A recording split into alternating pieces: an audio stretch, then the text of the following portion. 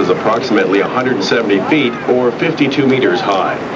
Its brink is 2,500 feet or 760 meters long. Here, daredevils have made their bids for fame. The first, in 1901, was a schoolteacher named Annie Taylor. Originally recorded as 43, Annie Taylor was in reality 63 years old when she went over the falls in a wooden barrel and lived. In 1960, an almost unbelievable event occurred.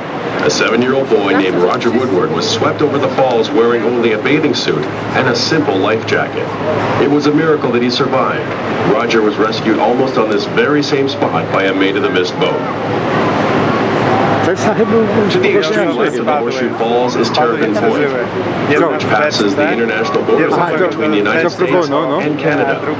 Beneath us, the water plunges to a depth of 180 feet, or 55 meters. The water that flows over the falls comes from 4 of the 5 Great Lakes.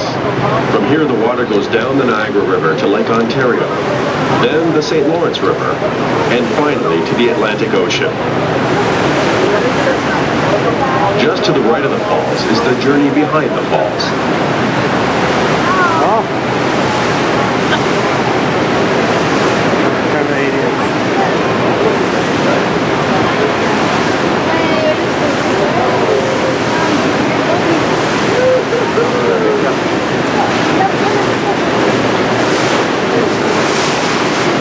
Jezu, tak zdecydowanie jakbym się miał przestraszyć.